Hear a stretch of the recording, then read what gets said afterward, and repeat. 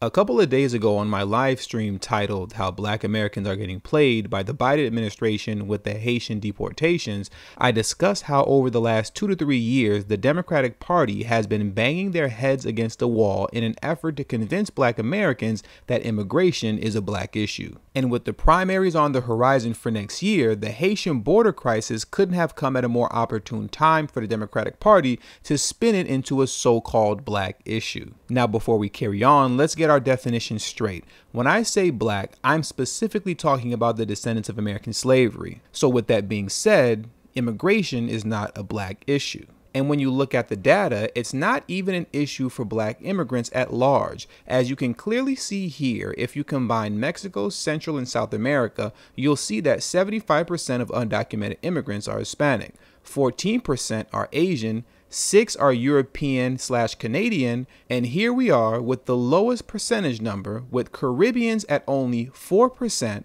and Africans rounding it all out with a whopping 2%. Once again, as you can clearly see by the data, it doesn't matter how you slice it, whether you're talking about the descendants of American slavery or actual Black immigrants, immigration is not a Black issue. But in this particular video, we're speaking specifically about the descendants of American slavery because it is precisely them who the Democratic Party is trying to convince that immigration is a Black issue. Now, one of the ways that they are doing this is by making a wildly disrespectful false connection between slavery and immigration, as you can see here demonstrated on the NAACP Twitter page. But recently, Maxine Waters took it a step further by uttering one of the most blasphemous statements that I've ever heard come from a politician's mouth, which was that what we witnessed at the border was worse than what we witnessed in slavery. I'm pissed. I'm unhappy, and I'm not just unhappy with the cowboys who were running down Haitians and using their reins to whip them. I'm happy with the administration. We are following the Trump policy. He is the one that does not follow the Constitution and would not allow those seeking refuge to be able to petition to get into the country. What the hell are we doing here? What we witnessed takes us back hundreds of years. What we witnessed was worse than what we witnessed in slavery. Cowboys with their reins again, whipping Black people, Haitians, into the water where they're scrambling and falling down when all they're trying to do is escape from violence in their country. Now, at the same Congressional Black Caucus press conference, Ayanna Pressley tried a slightly different approach by linking the Haitian border crisis to Black Lives Matter. This is abhorrent. We can and we must do better. The Biden administration must halt these deportation flights and allow folks to make a legal asylum claim, which, by the way, is a human right and legal. Last week, Representative Velasquez and I led more than 50 of our House colleagues in calling on DHS to immediately halt these deportations and do everything possible to support those fleeing the violence on the island. We have a moral obligation to lead with compassion, and the images we've seen of Haitians waiting in tin cans to make an asylum claim, which is a legal right, is a reminder of that.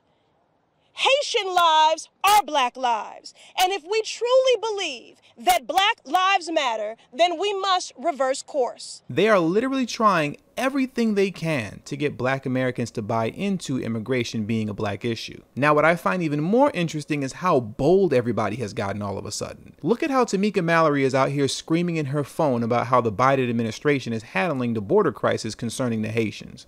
Children! And you got mother out there with whips? They gotta be crazy.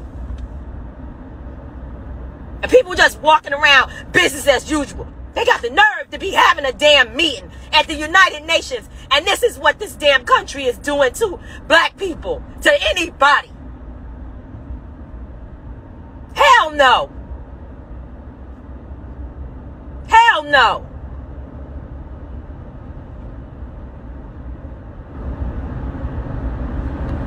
Hell no.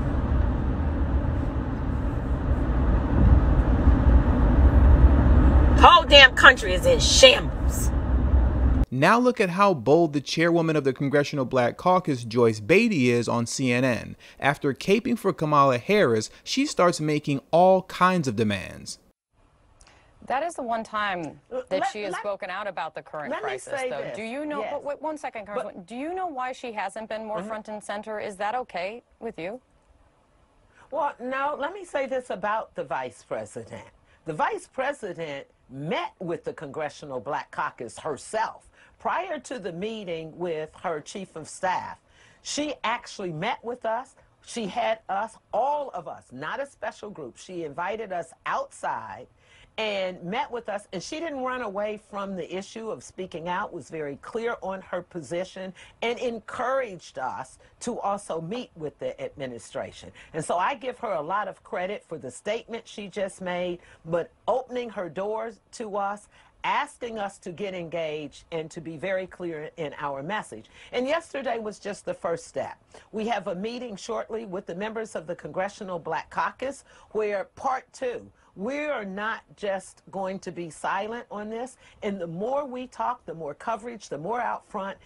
We can't take away those who have already been deported, but we certainly can make sure that we are on the front lines of asking for more dollars to go into Haiti, for our officials to weigh in more, for those who are still here, and the children, to make sure that those children are matched up with their sponsors who are here in the United States because they have asked for asylum. So yesterday was just the beginning with the administration. We've asked for a full report. I also talked to the U.S. Secretary of Homeland Security and told him we don't want a long, drawn-out investigation. I'm expecting by the end of this week or Monday when I return to Washington for a full briefing for the answers from the report. And in the interim, we think those individuals on the horses should be terminated. We want a new policy. We're not against horses on the borders, but reins on a horses is not for them to be whipping and chasing down people like they're cattle. That is unacceptable. We want new policies. We want an investigation. We want people terminated. Congresswoman, thank you for coming on. We want new policies, we want an investigation, and we want people terminated. She even told the U.S. Secretary of Homeland Security, don't make this no long drawn-out investigation. You need to wrap it up by this weekend and have it on my desk by Monday. Wow. Now let's take a step back for a moment, okay? And internalize everything we just watched so far. Now, if you take into account all the videos that I've made this year, I have thoroughly documented how the Biden administration has created policies, signed executive orders, and has given billions of dollars to every other group in this country except for the Black community. And now as you're watching this video, I have shown you example after example of your so-called Black leaders and political representatives going harder for Black immigrants than you've ever watched them go for you. Tamika Mallory was just on The Breakfast Club 4 months ago talking about how Biden was doing a good job with the Black community meeting descendants of American slavery, but now is screaming and cursing out the Biden administration over Haitians at the border. Please understand, this is not about starting a diaspora war between Black Americans and Haitians. It's about perspective. Black Americans literally have no one consistently fighting for them on the issues that genuinely matter on any level, from mainstream media to politics. And the sooner Black America can understand that and come from up underneath the spell of the Democratic Party, the sooner we'll be able to restore the community. That is the only message that I'm trying to convey with this video today. So with all that being said, that does it for today's video. Please make sure you hit that subscribe button as well as the bell notification next to the subscribe button so you can be notified whenever I release a new video. Also, all social media links will be pinned in the comment section below. Please make sure you text tdhiphop to number 33222.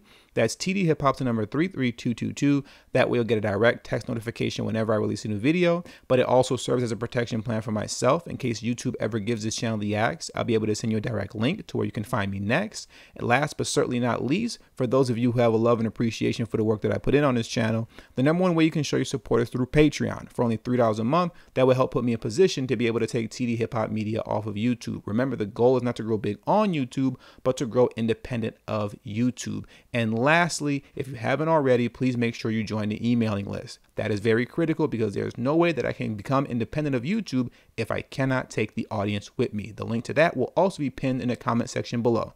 Thank you for your time, and until the next video, peace.